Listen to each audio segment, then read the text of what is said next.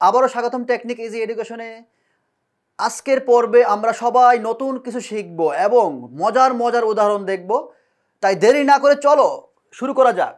তো আমি তোমাদের নবম দশম শ্রেণীর ইজি আইসিটি বই থেকে ষষ্ঠ অধ্যায়ের প্রোগ্রামিংয়ের মাধ্যমে সমস্যার সমাধান সম্পর্কে পড়াচ্ছিলাম। তো আজকের টপিক হলো বেসিক কনসেপ্টস থেকে ভেরিয়েবল ও ডেটা টাইপ নিয়ে আলোচনা করব।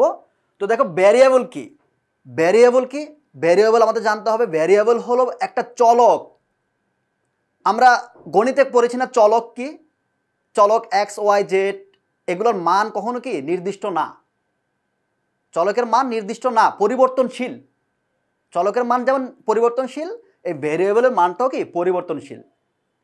ঠিক আছে? তো দেখো ভেরিয়েবল কি, ভেরিয়েবল হলো পরিবর্তনশীল এবং এটি একটি কি চলক নামেও পরিচিত। তোমাদের এমসিকিউতে আসতে পারে ভেরিয়েবল অর্থ কি। ভেরিয়েবল অর্থ হলো পরিবর্তনশীল এবং ভেরিয়েবলের আরেকটি নাম আছে, সেটা হলো চলক। ওই যে বললাম গণিতে আছে এক্স ওয়াই জেড, এগুলো সবই কি পরিবর্তনশীল, মান নির্দিষ্ট না। আচ্ছা, তো নাম শুনে বুঝতে পারছো এটা কি পরিবর্তনযোগ্য। আচ্ছা, ভেরিয়েবলের ডেটা জমা রাখা হয়, ভেরিয়েবলের ডেটা জমা রাখা হয়। তো ভেরিয়েবলে কি ডেটাগুলো কি জমা থাকে। এখন প্রশ্ন হলো ভেরিয়েবল কোথায় জমা থাকে? ভেরিয়েবল জমা থাকে হলো পাইথন ভেরিয়েবলে জমা থাকে। পাইথন, আমরা পাইথন প্রোগ্রামটা আগের পর্বে শিখেছি যে পাইথন ভেরিয়েবলে ডেটা জমা থাকে র্যামে। কোথায় জমা থাকে? র্যামে থাকে জমা। র্যাম হলো random access memory. Data variable জমা থাকে র্যামে আর ডেটা জমা থাকে কোথায়? ভেরিয়েবলে। ওকে, তো এই ভেরিয়েবলের ডেটাটা কিভাবে জমা থাকে? ভেরিয়েবলের ডেটাটা জমা থাকে হলো আমরা সমান চিহ্ন ব্যবহার করে ডেটা জমা রাখতে পারি ভেরিয়েবলে। এটাকে বলা হয় ভ্যালু অ্যাসাইন করা। ভ্যালু অ্যাসাইন করা এটাকে বলা হয়। সমান চিহ্ন ব্যবহার করে আমরা কি ডেটাগুলোকে ভেরিয়েবলে জমা করতে পারি।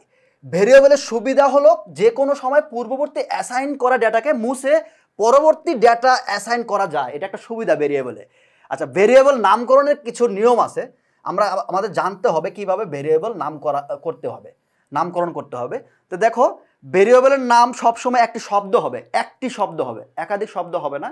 হ্যাঁ, অনেকগুলো বর্ণ নিয়ে একটা শব্দ হবে, সেটা হলো ভেরিয়েবল। আচ্ছা, একাধিক শব্দ দিয়ে আমরা ভেরিয়েবলের নাম লিখতে পারবো না। একাধিক শব্দ দিয়ে ভেরিয়েবলের নাম লিখতে পারবো না। আচ্ছা, তবে দুটি শব্দের মধ্যে দুটি শব্দ যদি থাকে সেক্ষেত্রে আমরা কি সেখানে আমরা আন্ডারস্কোর ব্যবহার করতে পারি। আচ্ছা, সেগুলো বাদ দিয়ে দুটি শব্দ থাকলে সেগুলোকে স্পেস বাদ দিয়ে দিতে হবে। হ্যাঁ, স্পেস বাদ দিয়ে আমরা কি ভেরিয়েবল নাম দেওয়া যেতে পারে। একাধিক শব্দ থাকতে পারে, যেমন তোমার নাম আব্দুর রহিম, এখানে আব্দুর রহিমের যে স্পেসটা কেটে দিয়ে তোমার নামটাকে একটা ভেরিয়েবল হয়ে গেল। ওকে, কোনো স্পেস দেওয়া যাবে না। সেক্ষেত্রে স্পেস না দিয়ে আমরা কি করতে পারি, আবার দুটি শব্দের মধ্যে থাকা স্পেস বাদ দিয়ে কি একটা আন্ডারস্কোর চিহ্ন ব্যবহার দিয়েও ভেরিয়েবলটির নামকরণ করা যেতে পারে। আচ্ছা, এবার দেখো ভেরিয়েবলের নামের প্রথম অক্ষর কেমন হতে পারে। ভেরিয়েবলের নামের প্রথম অক্ষর অবশ্যই এ টু জেড, এ থেকে জেড পর্যন্ত, সেটা ছোট হাতের হোক বড় হাতের হোক, অথবা আন্ডারস্কোর হতে পারে। ভেরিয়েবলের নামের প্রথম অক্ষর, ভেরিয়েবলের প্রথমে আন্ডারস্কোর আসতে পারে, আবার এ টু জেড, এ থেকে জেড ছোট হাতের কিংবা বড় হাতের যে কোনো বর্ণ হতে পারে। আচ্ছা, প্রথম অক্ষর কোনো সংখ্যা বা অন্য কোনো প্রতীক চিহ্ন ব্যবহার করতে পারবো না আমরা ভেরিয়েবলে। প্রথম অক্ষরে অন্য কোনো চিহ্ন ব্যবহার করতে পারবো না। সেক্ষেত্রে আমরা ওই যে বললাম আন্ডারস্কোর ব্যবহার করতে পারবো, কিন্তু অন্য কোনো চিহ্ন মানে 0 থেকে 9 কিংবা অন্য কোনো প্রতীক আমরা ব্যবহার করতে পারবো না। আচ্ছা, এখন দেখো প্রথম অক্ষরের পর বাকি অক্ষরগুলোতে যে কোনো সংখ্যা আমরা ব্যবহার করতে পারি।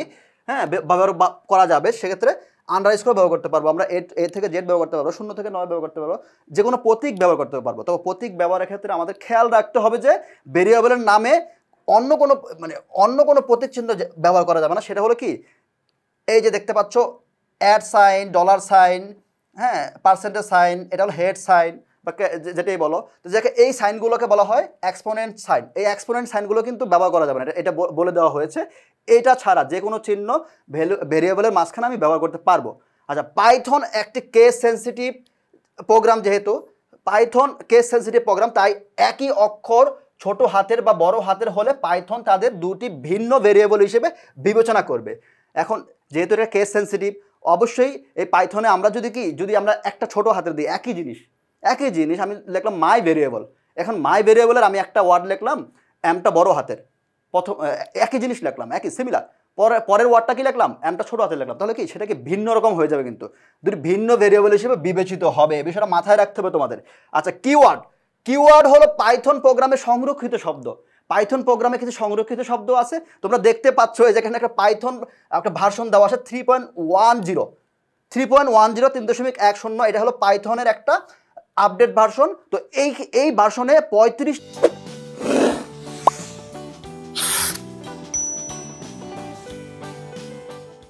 ওয়ার্ড বা শব্দ সংরক্ষিত আছে।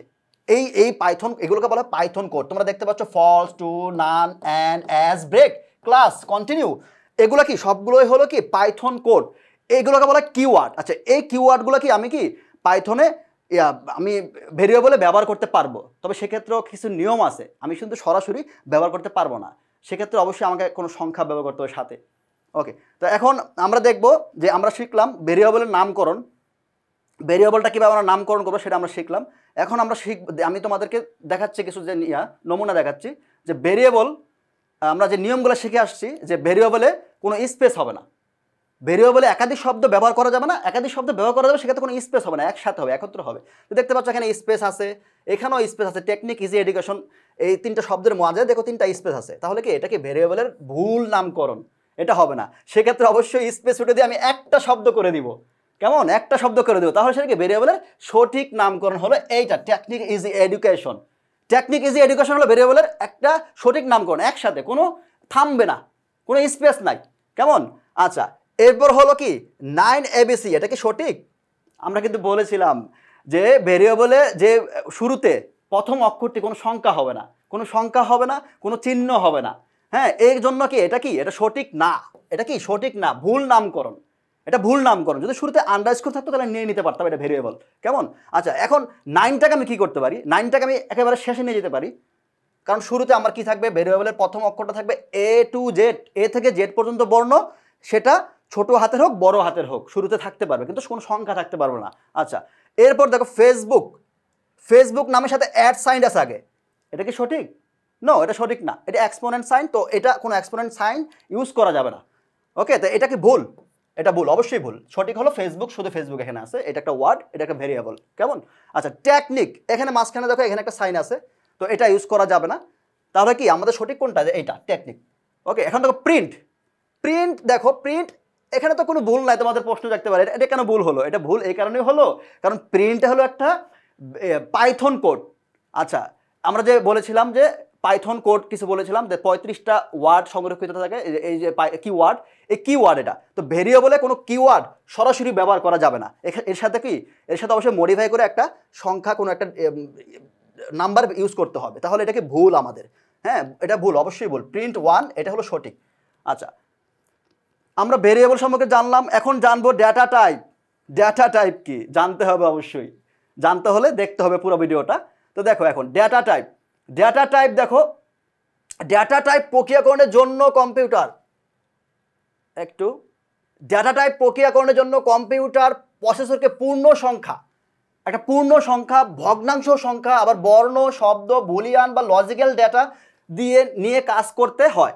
ডেটা টাইপ বলতে সাধারণত কোনো ডেটা কম্পিউটার মেমোরিতে কী পরিমাণ জায়গা, বিট বা বাইট, কী পরিমাণ জায়গা বিট বা বাইট, তোমরা বিটের সাথে যদি আমি পরিচয় করে দিই সেক্ষেত্রে আমি বলতে পারি বিট, বিট কি বাইট কি, বিট কি বাইট কি। আমরা এর আগে জেনেছিলাম না যে বাইনারি ডিজিট 0 এবং 1, এই দুটো হলো বাইনারি ডিজিট, হ্যাঁ, এই দুটো হলো বাইনারি ডিজিট। এই বাইনারি ডিজিট যদি 8টা হয়, 8টা বিট হয়, 8টা বিট হলে 8 বিটে হলো 1 বাইট, 8 বিটে হলো 1 বাইট। এই বিট বা বাইট কি মেমোরিতে কি পরিমাণ জায়গা দখল করবে, মানে কি বলেছিলাম জানি, ডেটা টাইপ। আচ্ছা, ডেটা টাইপ সাধারণত কোনো ডেটা কম্পিউটার মেমোরিতে কি পরিমাণ জায়গা দখল করে তার নির্ধারণ করা হয় এই বিট বাইটের মাধ্যমে, এবং প্রসেসর কিভাবে ডেটাকে প্রসেস করে তা ব্যাখ্যা করাকে বোঝায় ডেটা টাইপ। আচ্ছা, পাইথন প্রোগ্রামে বিভিন্ন ধরনের ডেটা টাইপ থাকতে পারে, সেটা আমি তোমাকে দেখিয়ে দিচ্ছি। দেখো, এখন আমরা বলেছিলাম যে পূর্ণ সংখ্যা দেখো ইন্টিজার হিসেবে, ইন্টিজার পূর্ণ সংখ্যাকে ইংরেজিতে বলা হয় কি ইন্টিজার নাম্বার। তো ভেরিয়েবলে পূর্ণ সংখ্যা জমা রাখলে তার ডেটা টাইপকে বলা হয় আইএনটি, সংক্ষেপে INT, মানে ইন্টিজারের সংক্ষিপ্ত হলো INT। তো এইটা থাকবে। তো আমি অবশ্যই ডেটা টাইপে এটা দেখাবে যে আমি একটা পূর্ণ সংখ্যা দিলাম, পূর্ণ সংখ্যা যখন ইনপুট দিব তখন মানে যে কোনো পূর্ণ সংখ্যা দিতে পারি, দিলে সেক্ষেত্রে কি দেখাবে, এটা কি ডেটা টাইপটা কি ইন্টিজার, এটা একটা পূর্ণ সংখ্যা। ওকে, এরপর দেখো ফ্লোটিং নাম্বার, মানে ভগ্নাংশ যুক্ত সংখ্যা জমা রাখা হয়। তো সেক্ষেত্রে ডেটা টাইপটা কেমন হবে, ডেটা টাইপটা হবে ফ্লোটিং নাম্বারের এই ফ্লটটা যেটা, হ্যাঁ এটা শো করবে, এটা তাহলে বুঝতে পারবো কি এই সংখ্যাটা হলো ফ্লোটিং নাম্বার, একটা ভগ্নাংশযুক্ত সংখ্যা। যেমন দেখো 3.9, 3.5, 3.7, 2.5 এগুলো হলো ফ্লোটিং নাম্বার। আচ্ছা, এরপর দেখতে পাবা হলো স্ট্রিং। দেখো স্ট্রিংয়ের সংক্ষিপ্ত ডেটা টাইপ হলো STR। দেখো ভেরিয়েবলে যদি কোনো টেক্সট বা অক্ষর জাতীয় তথ্য জমা রাখতে চাই সেক্ষেত্রে তাহলে সেটিকে অবশ্যই ইংরেজিতে স্ট্রিং বলা হয়। আর এই ধরনের তথ্য STR ডেটা টাইপের অন্তর্ভুক্ত করা হয়। হ্যাঁ, STR ডেটা টাইপে অন্তর্ভুক্ত করা হয়। আর এটাকে আমরা লিখবো কিভাবে, এটাকে অবশ্যই আমরা লিখবো সিঙ্গেল কোটেশনের মধ্যে জমা রাখতে হবে। সিঙ্গেল কোটেশন হলো এই যে দেখতে পাচ্ছ, এই যে আমি সিঙ্গেল কোটেশনের মধ্যে সি আছে, আবার কিংবা এটা হলো এটা একটা শব্দ, একটা অক্ষর। আমি যখন একটা বাক্য লিখবো, একটা টেক্সট লিখবো, this is a string variable, তো সেক্ষেত্রে কি অবশ্যই আমাকে যাই লিখি না কেন আমাকে অবশ্যই এটা আমাকে কি করতে হবে, একটা সিঙ্গেল কোটেশনের মধ্যে রাখতে হবে। আচ্ছা, এবার দেখো বুলটা আসছে হলো বুলিয়ান থেকে বুল আসছে। ওই যে বলেছিলাম 0, 1, এই যে বুলিয়ান, লজিক্যাল, এগুলো হচ্ছে লজিক্যাল। হ্যাঁ, তো বুলিয়ান থেকে বুল এসেছে। তো কোনো ভেরিয়েবলে যদি সত্য বা মিথ্যা, বুলিয়ান হলো সত্য মিথ্যা যাচাই করে দেখো কে ডেটা হিসেবে জমা রাখতে হয় তো বুলিয়ান থেকে, তাহলে সেটি হবে বুলিয়ান ডেটা। এখানে বুলিয়ান ডেটা টাইপে দুটি মাত্র তথ্য রাখা যায়, সত্য আর মিথ্যা, দুটি মাত্র তথ্য রাখা যায়। সত্য ক্ষেত্রে আমরা জানতে হবে, সত্যের ক্ষেত্রে হলো 1 আর মিথ্যার ক্ষেত্রে 0, এই দুইটা হলো বাইনারি ডিজিট। আচ্ছা, সেটা আমরা জানবো উচ্চ মাধ্যমিকে গিয়ে। আচ্ছা, এখন দেখো আমরা শিখলাম কি এই ডেটা টাইপগুলো পাইথন প্রোগ্রামে, এই যে ইন্টিজার, স্ট্রিং, বুলিয়ান, ফ্লোটিং ছাড়াও আরও অসংখ্য ডেটা টাইপ বিদ্যমান রয়েছে। তো এই ডেটা টাইপের কি কিন্তু রূপান্তর কিন্তু হয়, এগুলো কিন্তু পরিবর্তন হয়। হ্যাঁ, রূপান্তর হয়, একটা থেকে আরেকটা যায়, একটা অ্যাপ থেকে আরেকটা যায়, সেটা পরিবর্তন করা যায়, সেটাকে বলে কাস্টিং নামে পরিচিত, সেটাকে কি বলে কাস্টিং বলা হয়। ওকে, কাস্টিং বলা হয়। পাইথনে এই কাস্টিং কনস্ট্রাক্টর ফাংশন ব্যবহার করা, তা পাইথনে কাস্টিং কনস্ট্রাক্টর ফাংশন ব্যবহার করায় তা করা হয় মূলত। তো আমাদের ইজি আইসিটি বই থেকে এটা পড়ালাম তোমাদের আজকে। তো আমাদের ইজি সিরিজের প্রতিটা বইয়েই এইভাবে খুব সুন্দরভাবে সহজভাবে ব্যাখ্যা প্রেজেন্টেশন করা আছে, এবং এই ব্যাখ্যাগুলো তো সহজভাবে আসেই, সাথে একটা দেখবে কিউআর কোড, যেটা ঘষলেই কি তোমরা সাথে সাথে একজন শিক্ষক পেয়ে যাবা, যে শিক্ষক তোমাকে এই সহজ ব্যাখ্যাগুলো আরও সহজভাবে বুঝিয়ে দিবে। শেখার প্রতিটি ধাপই হোক সহজ, স্পষ্ট ও উপভোগ্য। ইজি সিরিজের এক সেট বই হাতে থাকলেই তোমাদের আর দরকার হবে না কোনো হোম টিউটর। তাই আর দেরি না করে এখনই অর্ডার করো তোমার সাফল্যের সঙ্গী ইজি সিরিজের বই। আমি নিশ্চিতভাবে বলছি তোমার ভবিষ্যৎ অপেক্ষা করছে এখানেই। তো আজকের পর্ব এখানেই শেষ করতে হলো। পরবর্তী পর্বে তোমাদের সাথে দেখা হবে নতুন কিছু তথ্য নিয়ে। সে পর্যন্ত সবাই ভালো থাকবে, সুস্থ থাকবে। সবাইকে ধন্যবাদ।